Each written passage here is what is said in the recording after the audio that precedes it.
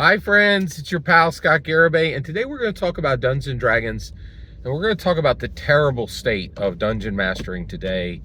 And I'm going to give you evidence that we're in a lot of trouble. We don't have dungeon masters who are coming up who know how to run compelling games, and it is shocking how bad this problem is. All right, so I'm over on Teos Abadia and Sean Merwin's site.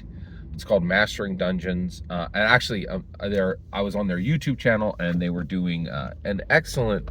They're doing their podcast, and they do it together, and they start with questions, right? So they get this question, and the question is, okay, so my player characters are going against a group of cultist chanters who are performing a ritual. And they're chanting each round, and they're completing the ritual. And when the ritual kicks off, oh no, the world ends, or whatever happens at the end of the ritual, right? But in the center of the room, there's a roper, and so the player characters are getting grappled by the roper, and then they're spending their turn, right, to fight the grapple, then get free of the grapple, and then they'll be able to do something next round, but then the roper just comes in and grapples them again. And what they need to do is they need tactical information. They need to free the person next to them, and then that person is free on their round, they need to free the next person in the order, and then that person can stop the cultist, right? And that way the ritual is stopped, not necessarily being escaped from the ropers, right? And he's like, so, and then the dungeon master is asking, he sets up this and he says, how do I train them to be better at tactical thinking? And so then Sean Merwin answers the question correctly, but answers it in the wrong way. He gives the correct answer in the wrong way. So he's like, I don't think you need to train them. Right? He goes, first of all, most people don't want that. They don't want to be trained by you. They don't want, you go about your business, and they don't want to be trained by you, right? He's 100% right about this, right?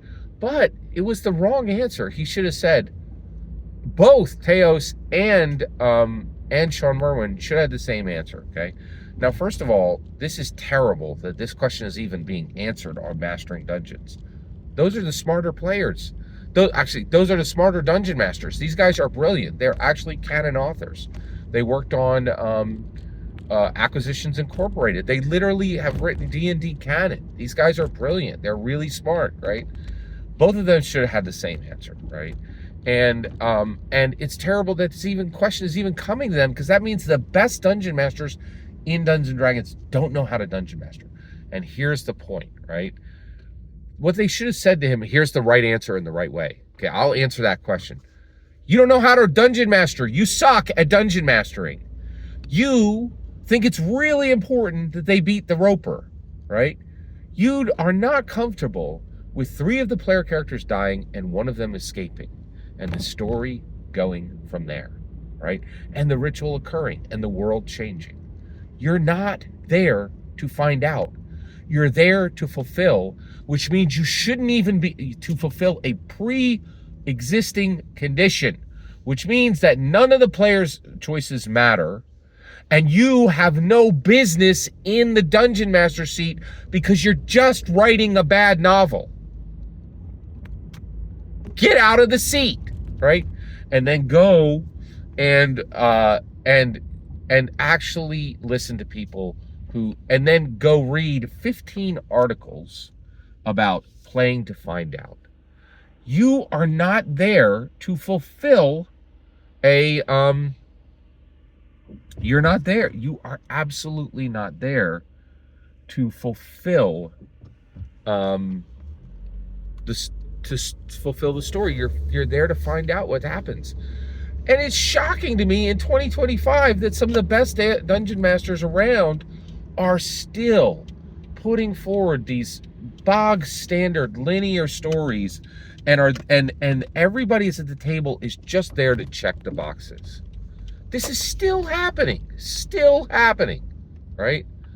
Oh my gosh. Like, and it's shocking to me. Like, so my, and the reason why this is heartbreaking is it means the vast majority of D&D sucks. It sucks. It's just like, oh, you're on this linear, hey, most D&D games today are a kiddie ride. They're a kiddie roller coaster, right? Oh, did you enjoy riding? You had fun, didn't you? You had fun riding on the kiddie roller coaster, didn't you? None of your choices mattered at any point. The ritual was going to end regardless. I just would have, and I couldn't believe it. I couldn't believe it. I could not believe it. Tails Abadia actually said, oh, bring in an NPC. Bring in an NPC to do the thing. That helps. Oh, we're still here. We're still here. 50 years and we're still here. Tails Abadia, a guy who wrote D&D canon, bring in an NPC to help him. We're still here. We're still here. What the it's so frustrating. It's so frustrating, right? And this is why I'm here. Like, you get this, if you're a dungeon master, you shouldn't know how the story ends. You should never know where the adventure's going, ever. And if you do, you suck as a dungeon master. You suck profusely as a dungeon master. If you ever know how your story's going to end and it ends there, you suck. Get out of the dungeon master seat and go read 25 articles about play to find out. And this has got to get fixed. This has got to get fixed. This is heartbreaking. It is heartbreaking. Every single word you just heard in this video is my humble opinion. The important part is when I get to hear your humble opinion, when you get in the comments and send your traffic. Please consider like, subscribing, and have a fetch millennium.